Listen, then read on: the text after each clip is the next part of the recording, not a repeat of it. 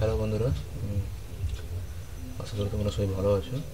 তো আজকের ভিডিওতে আমি ক্লাস 10-এর বৃত্তের স্পর্শক সংক্রান্ত উপপাদ্য এই চ্যাপ্টারে আগের ভিডিওতে আমি এই চ্যাপ্টারের উপরে বেশ করে একটা উপপাদ্য প্রমাণ করেছিলাম। সেই উপপাদ্যের একটা কনভার্স পার্ট বলতে পারো, বিপরীত স্টেটমেন্ট একটা।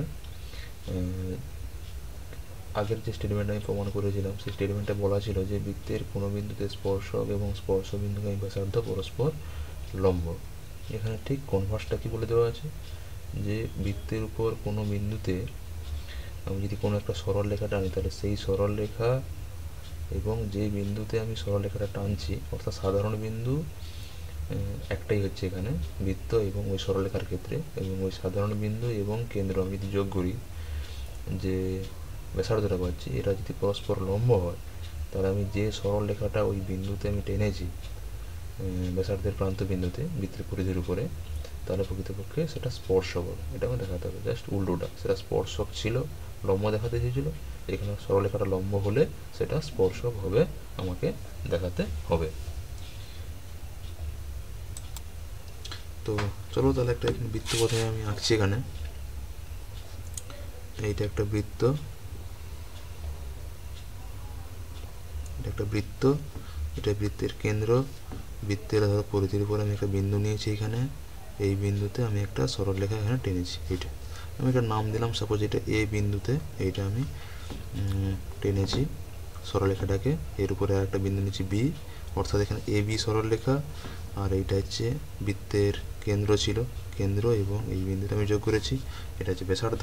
এটা বলে দেওয়া আছে পরস্পর লম্ব, এটা আমার হচ্ছে গিভেন, ঠিক আছে, এটা আমাকে কন্ডিশন বলে দেওয়া আছে। তাহলে আমাকে দেখাতে বলছে যে এ বিন্দুতে এ বিটা স্পর্শক হবে, ঠিক আছে। তো যেটুকু আমি বললাম সেইটুকু আমি লিখছি এখানে, যে ও কেন্দ্রীয় বৃত্তের এ বিন্দুতে এ বি এমন একটি সরল রেখা যাতে ও এটা কার উপরে, এ বির উপরে লম্ব। প্রামাণ্য কি এখানে? প্রামাণ্য কি, যে প্রমাণ করতে হবে যে এ বি হলো এ বিন্দুতে ও কেন্দ্রীয় বৃত্তের কি স্পর্শক। এটা আমার প্রমাণ করতে হবে। তো এখানে দেখো অঙ্কন কিছু নেই, এখানে আমি একদম ডাইরেক্ট প্রমাণে আসছি। তো আমরা প্রমাণটা এখানে কি করে করব, তো আমি একটা প্রথমে বুঝিয়ে দিচ্ছি জিনিসটাকে কীভাবে করব, তারপরে আমরা সেটাকে লিখব, ঠিক আছে। তো কীভাবে হবে দেখো, আমাকে এটা স্পর্শক হবে বলছে এই বিন্দুতে। তো আমি যদি বলি এটা স্পর্শক নয়, অর্থাৎ এই বিন্দুতে এ বি সরলরেখাটা ও কেন্দ্রীয় বৃত্তে স্পর্শক নয়। সুতরাং এ বিন্দুটা যেহেতু বৃত্তের পরিধির উপরে আছে, তো বৃত্তের পরিধির উপর আমি যে কোনো যদি একটা বিন্দু নিই, তাহলে সেই বিন্দু দিয়ে আমি অবশ্যই একটা স্পর্শক আমি আঁকতে পারি, ঠিক আছে। তাহলে আমি যদি সেই স্পর্শকটাকে আমি এইভাবে আঁকি, এখানে এই বিন্দু দিয়ে এইভাবে আঁকছি, এইভাবে একটা আঁকলাম, এটাকে দিলাম একটা সি বিন্দু, এইখানে দিলাম ডি বিন্দু, ঠিক আছে। তো খেয়াল রাখবে এখানে, তাহলে আমি কি বললাম, আমি তাহলে সি বিন্দুতে এ বিন্দুতে সিডি আমি স্পর্শকটা এখানে আমি ড্র করেছি। যখন বললাম যে এ বিটা হচ্ছে স্পর্শক নয়, তখন আমি সিডি স্পর্শকটাকে আমি ড্র করেছি। তো খেয়াল করো এখানে যে ও কেন্দ্রীয় বৃত্তটা যে তলে আছে, তাহলে আমি এ বি সরলরেখা কিংবা সিডি, যেটাকে আমি স্পর্শক এই মুহূর্তে বলছি, দুটোই কি ওই একই তলে আছে, ঠিক আছে। অর্থাৎ এখানে যে দুটো কোণ তৈরি হয়েছে, ও এ ডি কোণ এবং ও এ বি কোণ, এই দুটো কিন্তু একই তলে আছে। তাহলে আমি এখানে পারলাম কি, যে ও ও এ ডি কোণ আর হচ্ছে ও এ বি কোণ, এই দুটোই প্রকৃতপক্ষে একই তলে দুটো কোণ তৈরি হয়েছে। এখানে এটাকে আমি যদি ও বিন্দু ভাবি, এখানে যদি এ দিই, এটাকে যদি ডি বলি, আর এটাকে যদি বি বলি, তাহলে প্রকৃতপক্ষে এখানে দুটোই সিডি সরলরেখা এবং এবি সরলরেখা এবং বৃত্তটা যেহেতু একই তলে আছে, তাহলে প্রকৃতপক্ষে এখানে ও এ বি কোণ এবং ও এ ডি কোণ এটাও একই তলে আছে। এবার প্রশ্ন হচ্ছে যে আমাকে প্রদত্ত যেটা দেওয়া ছিল স্টেটমেন্টে, যে ও এ বি কোণটা এখানে 90 ডিগ্রি করে দেওয়া ছিল। আবার আমি যেহেতু বলছি সিডিটা হচ্ছে স্পর্শক এ বিন্দুতে ও কেন্দ্রীয় বৃত্তের, তাহলে আমরা প্রথমে যে স্টেটমেন্ট প্রমাণ করেছি উপরে লিখে দেওয়া আছে যে বৃত্তের কোনো বিন্দুতে স্পর্শক এবং স্পর্শ বিন্দুগামী ব্যাসার্ধ পরস্পর লম্ব, তাহলে সেখান থেকে আমি বলছি যে ও এ ডি কোণটা এটা 90 ডিগ্রি। ঠিক আছে, ছবিতে হয়তো 90 ডিগ্রি বোঝাচ্ছে না, কিন্তু আমি যেভাবে এঁকেছি এটাকে স্পর্শক যেহেতু বলছি, তাহলে অবশ্যই এটা 90 ডিগ্রি হবে। তাহলে আমি পাচ্ছি এখানে দেখো ও এ ডি কোণও 90 ডিগ্রি আর ও এ বি কোণও 90 ডিগ্রি, দুটো একই তলে আছে। তাহলে অর্থাৎ ও এ ডি কোণ এবং ও এ বি কোণ দুটোই কি ইকুয়াল, দুটো যদি 90 ডিগ্রি হয়, তাহলে সেটা কখন সম্ভব? যদি এডি এবং এবি এই দুটো সরলরেখা পরস্পরের সঙ্গে সমাপতিত হয়। যদি সমাপতিত না হয় তাহলে কি হচ্ছে প্রকৃতপক্ষে? ছবি থেকে বুঝতে পারছো যে এডি এবং এবি যদি ডিফারেন্ট, যদি আলাদা লাইন হয়, তাহলে প্রকৃতপক্ষে ও এ বি কোণটা হচ্ছে দেখো ও এ ডি কোণ প্লাস বি এ ডি কোণ, তাই না? যদি এই দুটো ডিফারেন্ট পয়েন্ট হয় তাহলে ও এ বি কোণ মানে ও এ ডি কোণ প্লাস বি এ ডি কোণ, তাহলে সেখান থেকে বলতে পারছি ও এ বি কোণের মানটা ও এ ডি কোণের থেকে বড়। কিন্তু তখন দুটোই 90 ডিগ্রি, তার কখনোই একটা অপরটার থেকে বড় হতে পারে না।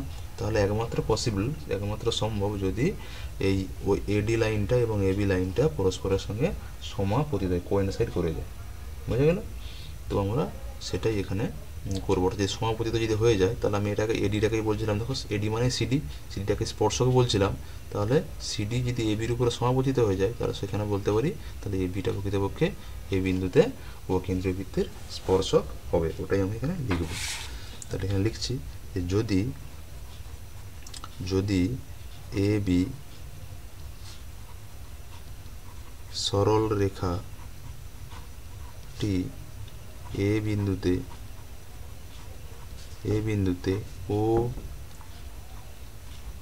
কেন্দ্রীয় বৃত্তের স্পর্শক না হয়, তবে সিডি হলো এ বিন্দুতে ওই বৃত্তের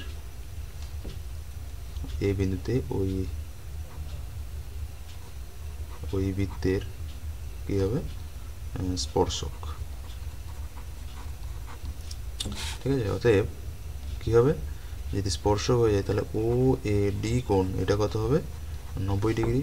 কারণ আমি এখানে লিখছি যে বৃত্তের, ওই স্টেটমেন্ট লিখে দিতে হবে এখানে, যে বৃত্তের কোনো বিন্দুতে স্পর্শক ও স্পর্শ বিন্দুগামী ব্যাসার্ধ পরস্পর লম্ব। এই স্টেটমেন্টটাকে আমি এখানে কাজে লাগিয়েছি। আবার কি বলে দেওয়া ছিল আমাকে স্টেটমেন্টে, যে ও এ বি কোণ এটাও 90 ডিগ্রি। যেহেতু এ বি ও সিডি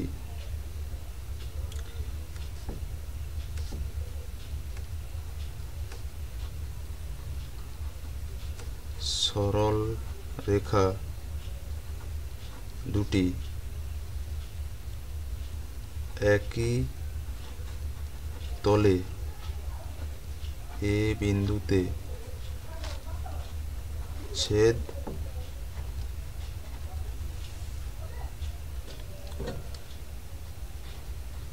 ছেদ করেছে এবং ও এ ডি কোণ equal to O A B কোণ, এই দুটোই হচ্ছে সমান। অতএব এ বি ও সিডি সরল রেখা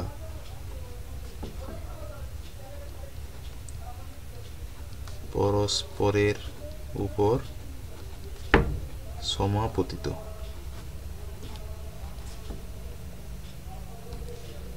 অর্থাৎ এ বি হলো এ বিন্দুতে ও কেন্দ্রীয় বৃত্তের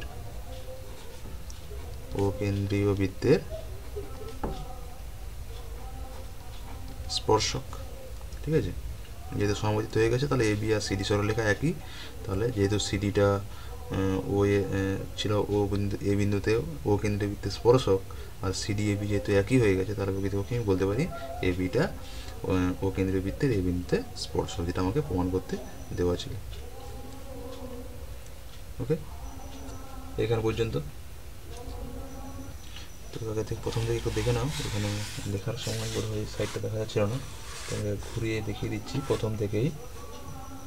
যদি কারোর কিছু ডাউট থাকে অবশ্যই কমেন্ট সেকশানে জানাবে, আমি সেই জায়গাটা অবশ্যই কমেন্ট সেকশানে কিংবা নতুন কোনো ভিডিও করে আমি ক্লিয়ার করে দেওয়ার চেষ্টা করব যদি কারো কোথাও ডাউট থাকে। আর এটা দেখে নাও প্রথম থেকে আরেকবার পুরোটাই। নেক্সট ভিডিওতে আমি এই চ্যাপ্টারের কোনো এক্সারসাইজের কোনো প্রবলেম নিয়ে ডিসকাস করব। ওকে, থ্যাংক ইউ।